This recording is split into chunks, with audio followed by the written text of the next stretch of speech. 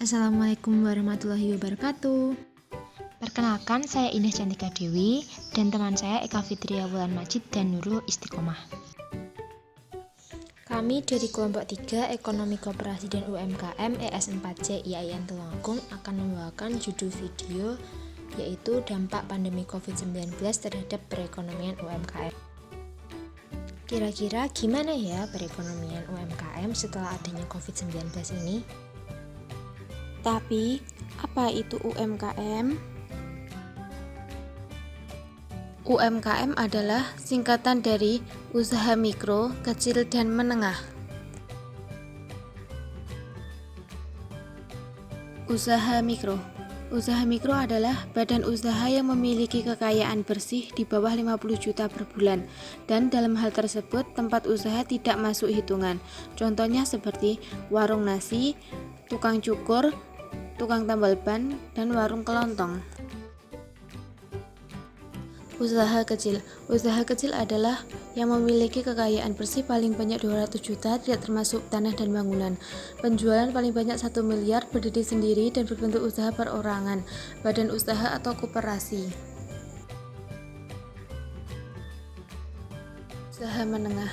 Usaha menengah adalah badan usaha yang memiliki kekayaan bersih kurang dari 500 juta per bulan, dan dalam hal ini kekayaan tanah dan bangunan tidak termasuk dalam hitungan.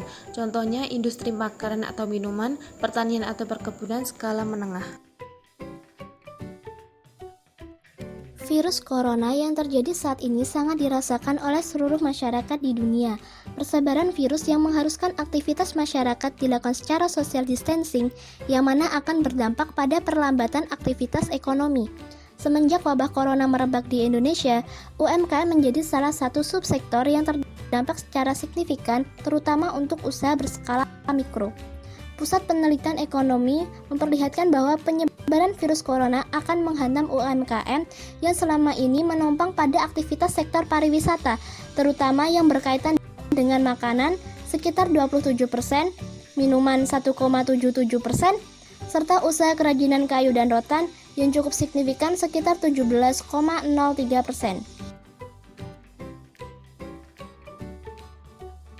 Kementerian Koperasi dan UMKM merilis data aduan dari 1.332 UMKM yang tersebar di 18 provinsi mendapatkan dampak negatif akibat persebaran virus corona. Di antaranya, yang pertama sekitar 917 UMKM mengalami penurunan dalam penjualan.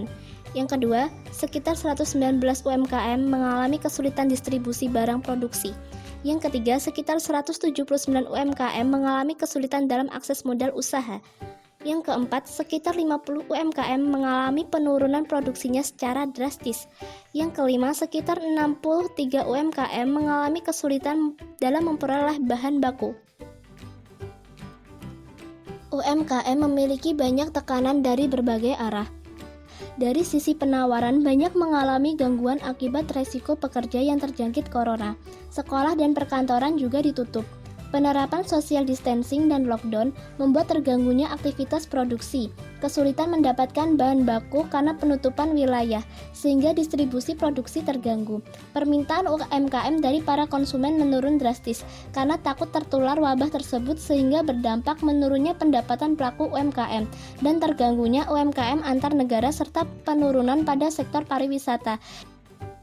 Jadi terbayangkan sulitnya masa ini untuk semua pelaku UMKM. Berikut ini adalah beberapa contoh upaya yang dilakukan oleh berbagai pihak agar UMKM tetap dapat beroperasi. Berikut adalah dari Bapak Presiden Joko Widodo. Dalam rangka mitigasi dampak COVID-19 terhadap usaha mikro, usaha kecil, usaha menengah, saya ingin menekankan beberapa hal. Yang pertama, mempercepat eksekusi program relaksasi restrukturisasi kredit bagi UMKM yang mengalami kesulitan.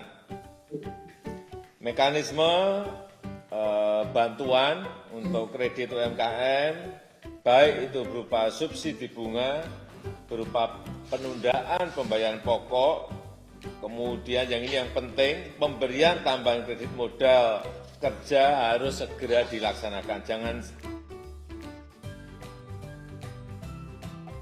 Menteri Koperasi dan UMKM Pak Teten Mas Duki mengatakan akan ada 2 mekanisme moneter, yaitu yang pertama mekanisme moneter berupa stimulus kepada UMKM yang dirasa masih bisa bertahan dalam kondisi saat ini. Lalu yang kedua mekanisme bantuan sosial yang diberikan kepada UMKM di sektor mikro dan ultra mikro yang dirasa tidak bisa bertahan lagi. Berikut ini adalah stiker terbaru yang dikeluarkan oleh Instagram untuk ikut mendukung agar bisnis online masyarakat tetap bisa berjalan.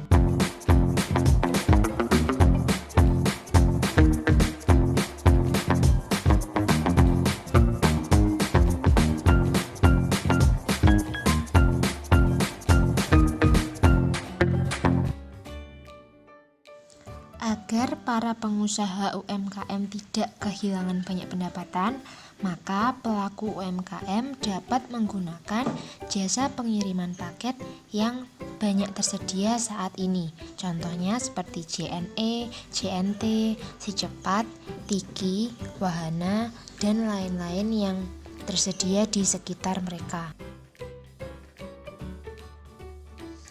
Masyarakat dapat membeli barang yang mereka butuhkan secara online, lalu penjual pun akan memproses pesanan dan akan dikirim melalui jasa ekspedisi pengiriman. Lalu pihak ekspedisi akan mengirim barang yang Anda beli sampai ke rumah Anda.